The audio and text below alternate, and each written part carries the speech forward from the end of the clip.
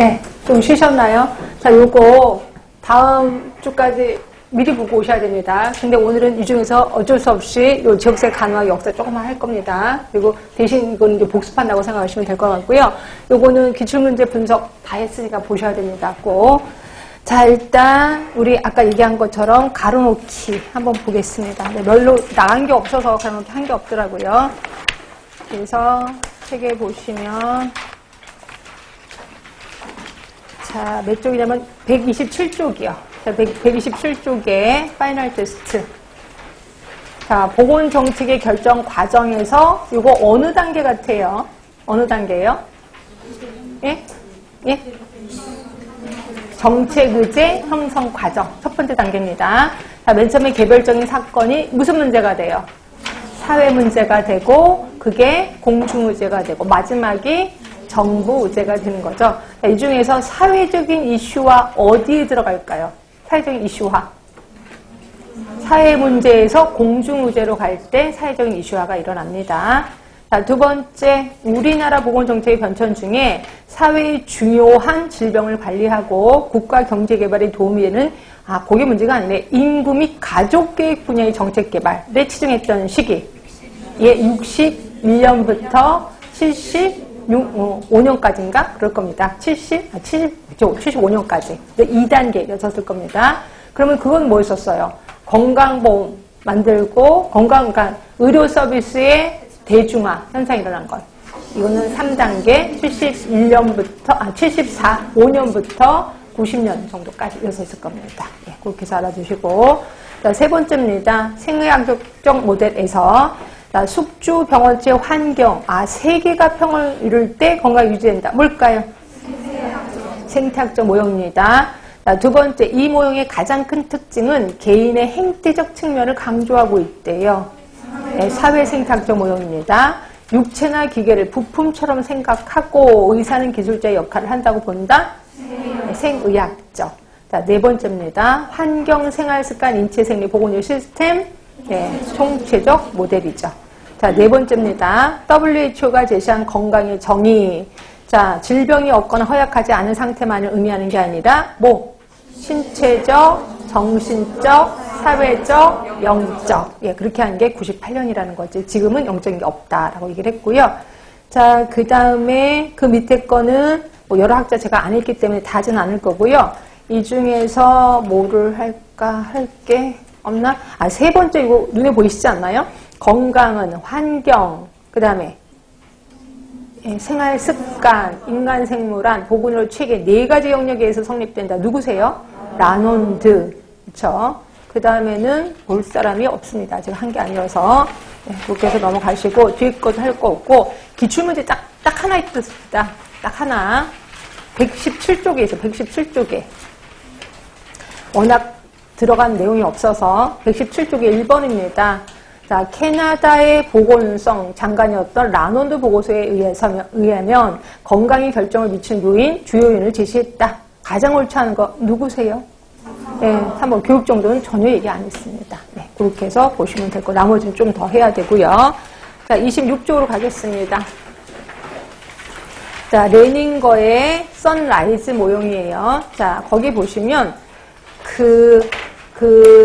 자, 여기 가운데 있고, 요 바깥에 둘러싸이는 거 있을 겁니다. 이 바깥에 둘러싸이는 거 모두 7개거든요. 요 7개에 의해서 7개의 영향을 받아서 사람이 건강이 좌지우지 된다는 거죠. 7개가 뭐냐면 기술적, 종교, 혈연, 문화적 가치 이런 것들에 의해서 사람이 영향을 받는다는 거죠. 자, 사람이 영향을 받는데 그 사람을 간호하는데 자, 그 밑에 여기 밑에 있는 거 글자를 보시면 돼. 여기 보시면 민속적 돌봄이 있어. 민속적 돌봄. 그래서 이런 거에 영향을 다 받기 때문에 민속적 돌봄. 예를 들어 우리나라로 말하면 그걸 뭐라고 하죠? 옛날 그걸 무슨 치료라고 하지? 갑자기 단어를 잊어버렸다. 민간요법이라고 보시면 돼. 민간요법. 그런데 그 옆에 게 이제 전문적인 간호예요. 그러니까 민간요법은 무시한 전문적인 간호를 얘기하는 거고요. 그래서 민속적 돌봄을 하는 것도 별로 좋지는 않아. 그리고 너무 전문적인 걸로 가도 별로 좋지는 않아. 그럼 요 두 개를 아우르는 요 가운데 있는 거. 요게 중요하다는 거죠. 요게 이제 핵문화적 돌봄 이론이라고 하는 거예요. 그래서 그 밑에 핵문화적 돌봄 이론이라고 보이실 겁니다. 그래서 대부분 이걸 핵문화적 돌봄 이론이야. 그 나라의 문화를 신경 쓰고 간호를 하라는 겁니다.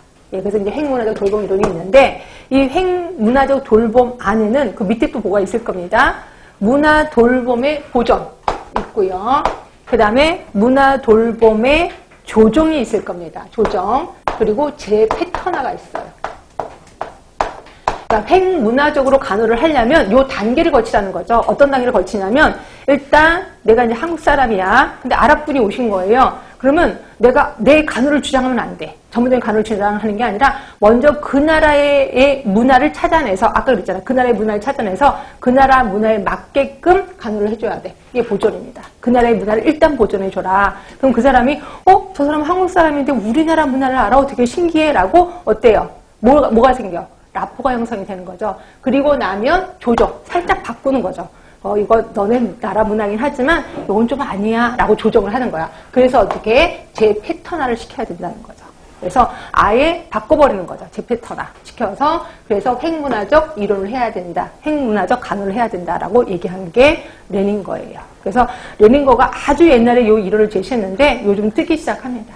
그치? 그러니까 여러분들은 레닝거의 선라이즈 모형 또는 핵문화적 돌봄 이론이라고 알고 계시면 돼요. 그렇게 해서 알고 계시면 되고 그러기 위해서 우리는 뭐를 해야 돼? 문화적 역량을 키워야 된다는 거예요. 문화적 역량을 키워서 이 나라 문화도 먼저 알아야 되겠죠. 그리고 이거를 조정해서 내 나름대로 재패턴화를 시켜야 된다라고 얘기하는 겁니다. 그래서 문화적 역량이 있는 간호를 제공해라 라고 되어 있는 거고요. 아실 겁니다. 자, 그래서 한번 줄이나 쳐볼게요. 동그라미 2번은 그렇고 동그라미 3번 들어갈게요. 자, 간호사에게 무엇보다 중요한 일은 다양하고 고유한 문화적 배경을 파악하는 일이다.